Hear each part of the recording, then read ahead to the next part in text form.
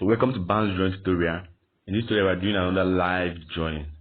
And I'm just going to explain how to do this live drawing in this video. If you want to do live drawing, the main focus is to sketch out your drawing right first. So when you're sketching out your drawing, the things how you're going to sketch out your drawing right is you measure with your pencil. And you're going to have a rough sketch on your book of where you want the image to enter. You can see the sketch on my sketchpad, my sketchbook, where I want the image to occupy, the space I want it to occupy, how long I want it to be, and how wide I want it to be. So this is what you're going to be doing in the sketchbook at first. So when that straight line is not for anything, it's just the boundaries of where my bottle is going to be. Then I'm trying to measure out stuff. I'm trying to measure it and compare. Like when I measure, I stretch out my hand to measure the object I see right in front of me. I compare it to the one I have to the book. Like how you're going to measure is that you measure like the height of the cup. If it's empty with half of the height of the bottle, then you're going to apply that in the book. You're going to actually make the half of the bottle to be actually the same with the full cup. So these are the things that you're going to do to get the accurate sketch first. So you can see that actually when you're making your rough sketches, you're going to still have to be comparing things because you're really going to make some mistakes so that you'll be able to correct them. You're actually not going to have everything in your head immediately. When you start sketching it out, you're going to start making some corrections and start taking some other actions. You can see I just drew like a straight line for the curve. Then after I start curving it around, trying to shape it better. So I'm trying to actually get a good and accurate sketch. Trying to make my sketch as accurate as possible. So I'm measuring the cup. The cup is like half. The top of the cup is like half of the bottle. So I just measure that so that to make sure it's accurate. I'm trying to measure out the object I see in front of me. If I measure it, I'll compare it to the ones I have in my book. I'm not going to exactly have the measurement I have in front of me with my book. I'm going to measure what I have in front of me. I'm trying to compare it with the things I have in my book. I'm not trying to tell you that you should just draw that you should measure the length of the bottle is what you're going to apply there. No, I'm trying to say that when you measure it, the measurement you want that you get, you're going to apply that in your book in a different way. That is, you're going to compare if the cup is half of the bottle. You apply it to your book, that you make a rough estimate of the bottle, then you get half of the bottle and add it and make it and form it as a cup. Yeah, that's actually how they make live drawing, the way that you're going to make it. That's the way you're going to sketch it out. That's actually the way all artists sketch their live drawing. So you really have to compare things. You have to check things. You take the bottle, the parts of the bottles, you compare with some other things. Like if you compare the lemon I have in front of me, you compare it, maybe it's like 3 times of the cup. Then you're going to divide the cup into 3 and then pick out one part of that thing from your book and add it as the lemon. Then you're going to know where it ends. So these are the things you're going to be understanding. First, you can see that first I made a rough estimate of my drawing. Just a really short sketch that I made. I started fixing some things, chipping in some little things. You can see how we've gotten the drawing. You can see I've compared it to the object that we have. You can see how good it's looking. It's looking really like it. So this is actually the effect that we want. I'm lightening up my sketch because of the unnecessary marks I made on the paper. So I'm going to lighten it up, then try to draw it out again. Actually, I already know I'm already seeing what to draw, so just make it appear more. But it's kind of like invisible like this. And try to make some final corrections on it. Actually, this is the part where you're going to make your final corrections. In this part, there's no going back. Actually, you can go back, but actually for me, in this part, there's no going back. You have to stick with what you already have. This part is going to make your final corrections. What you have is what you're going to work with. Because the shading part is also important. But in the other video, I already explained the importance of this live drawing. I also told you the difference between live drawing and drawing from photo. You really need to understand these things. As an artist, you really need to know how to draw from life, because that's what makes you an artist. That's what differentiates you. It shows that you're not a machine, that you're an artist. You're not a copy machine that you just draw what you see on the photo. When you're drawing from life, you express things the way you want. Yeah. Actually, like I said in the previous videos, that you should draw from your heart, not always from your brain. You can draw from your brain sometimes, but most of the times, me and myself, I draw from my heart. I don't let drawings worry me. Like, drawing is like supposed to be like a relief. Like when you're in pain, you can just get your pen or pencil or your paper and just draw out those your feelings, just some relief. That's what drawing is supposed to be. You're not supposed to be going hard on yourself. Even if you're an artist or you're planning to be an artist, when you're drawing, don't go hard on yourself. You go soft. So I'm trying to form where the light is coming from. So that way you're going to try to see. You see, when you're drawing from life, the difference is that drawing from life is really hard, because you might be drawing in the daytime and you might be getting late. The sun may come and go, you understand? It will brighten up. Then you're going to see some effects on your drawing. Then when the sun goes in again, you're not going to see all those effects. So you really have to use your brain when you're drawing from life. Drawing from life is really, really important.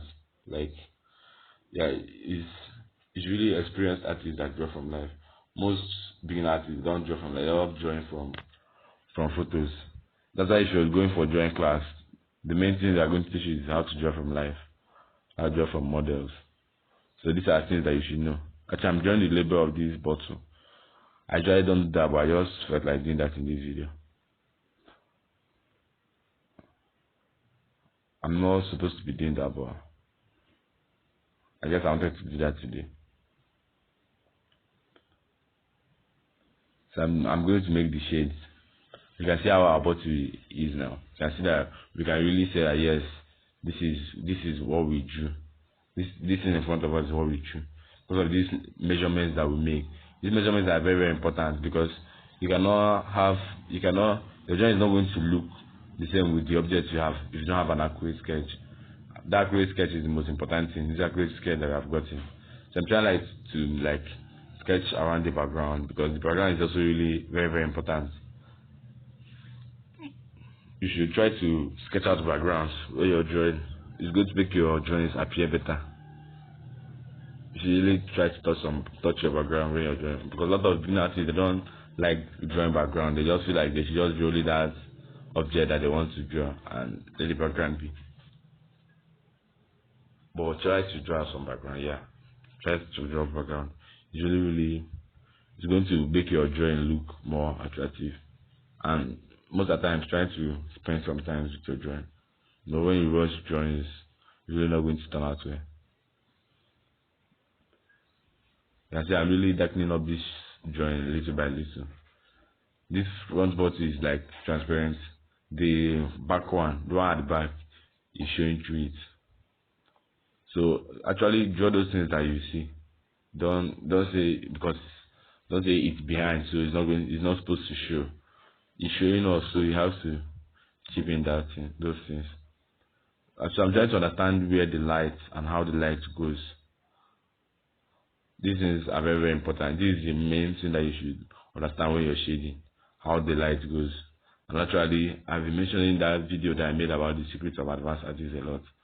I think you should try that video, because that video really explains how light works in 3D, how it's going to give you, because without light, the light is the thing that defines objects.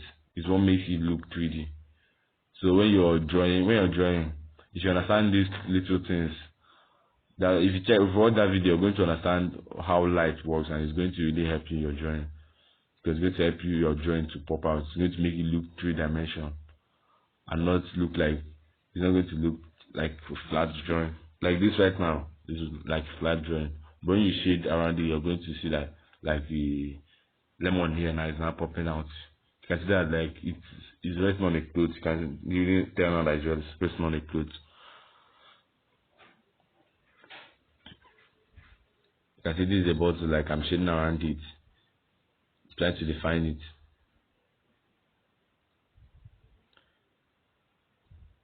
There's some little things here that you have to understand.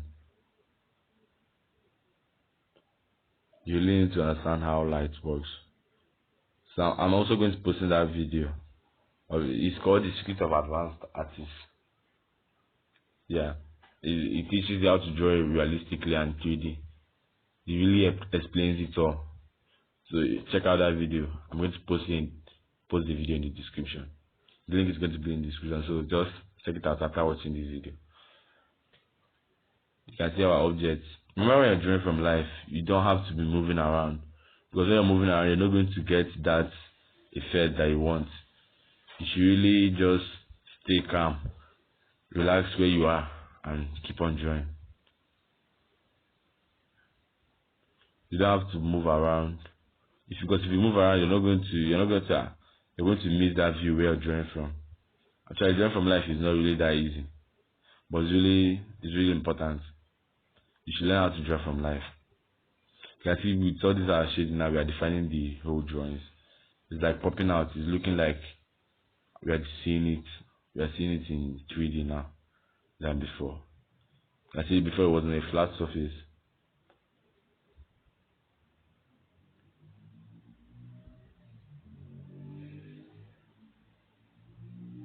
You really need to learn how to draw from life. So after this video, I guess you should bring some objects, maybe a cup, something very simple. Bring a cup, drop it in front of you. Try to sketch it out. Like I mentioned, stretch out your hand straight, hold your pencil, close one of your eyes, and use one of your eyes to see. Because you don't want the things. Because if you stretch out your pencil, you're opening two eyes. The things are going to look double. The pencil is going to look like it's double. You understand? If you stretch that out, you're going to see that the pencil is looking like it's double. So just close one of your eyes, stretch out your hand, make sure it's straight. So look at the pencil. Use the pencil to measure the object right in front of you. And like the top of the pencil is going to be the top of the object. And use your finger to place the bottom of the object. Try to measure things out and put it on your paper. Yeah, you're going to get what you want. Seriously. You can see I'm really shading around this bottle. So it's going to like pop out. So I really want it to show. It's like hidden, so I'm trying to shade around it. You know, because it's a bottle. So it's going to look like it's hidden. So I'm just trying to shade around it so it's going to pop out.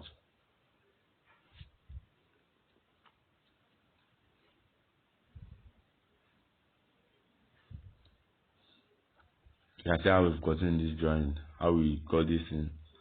These things are really things that are very simple. This thing didn't take much time. It's very easy to do. Like I said, just get an object, simple object, something as simple as a cup or even an apple. Just place it in front of you. Just take some few steps back, place your table, your drawing book or anything.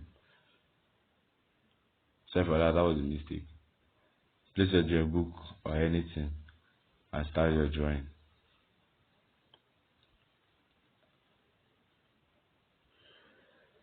You can see we really sketched out our cup. I'm just trying to understand how the light is facing and how it's affecting this object. So that was going to really define our object. Place that is facing away from the light is going to be darker. So I'm blending with my brush. So when I draw, why you use it for blending is that it's going to give it great transition. It's going from light to dark. It's not going to give it that harsh transition. You can see how our lemon is looking like. It's looking real because we have applied some effects on it. We shaded around it. You see, we didn't do any magic right here. We just shaded around it and made it pop out. But you're not just shading anywhere you want. You have to understand some things before you shade these things.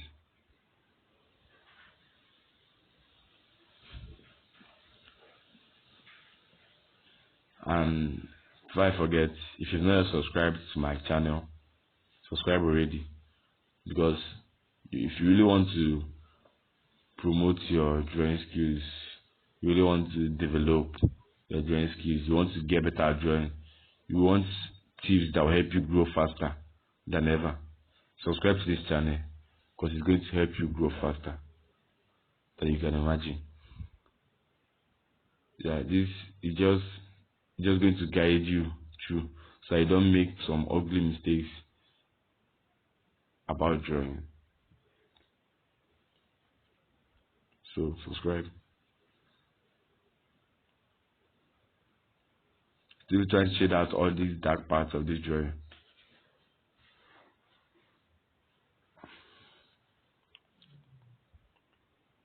I'm still making these little shades. You see, when you're making realist, when you're drawing from life, drawing from life is really important. But most of the times it's kind of frustrating. Don't let don't let it frustrate you, because it's always very hard to draw from life. When it's sitting down, when you measure and measure and measure and it's not accurate and nothing is working, don't get hard on yourself. Just take it slowly and let it flow in you. Just draw from your mind. I said this before. Draw from your mind. It's really much more effective than drawing from your brain. Yeah, that's what makes you an artist. Draw from your mind. If you don't really want to get frustrated, sometimes you can draw from your brain. It's really, I don't say it's not bad to draw from your brain, but in order not to get frustrated, if you're doing it, for the love of art, yeah, you have to draw from your mind. You can see the effect that you can see how our cup is looking now. It's like it's shiny because I've blended it through. If you compare it to the object that we have, you can see that it looks similar already. So what we are going to be doing now is we are going to be shading the background. The background is also really important. You have to shade it like you're going to make it look like the background you have, or you can shade it in any other way you like. But don't really focus a lot on the background, but just you really need to touch it. You have to touch it most of the times. So I'm just going to touch the background. I'm not going to do much on it. Just add some little shades all over it. I'm not going to focus on the background, because when you put more details on the background, it's going to make you lose your focus and make the viewer lose his or her focus, because you just want to, you're trying to make the background as light as possible, so that when the viewers views it, he sees what you are trying to express. You see that, yes, that this is your main focus is on the object that he's seeing right in front of him, not on the background. The background doesn't need to be well detailed. Just just need to add some little effects on it. Make some little adjustments. As you if you remember the picture, see that the background is is like clothes. Yeah. The object is resting on clothes. So we are coloring the background. It's going to I made the background have some folds. So it's going to just give me this expression I love. I love that fold, the way the clothes folds. It's going to get this transition that's from light to dark. It does not just give me just a little value to work with. It gives me a lot of values to work with. So I'm really shading well on it. You can see how good our background is. And see we've defined it really good. Really what we want.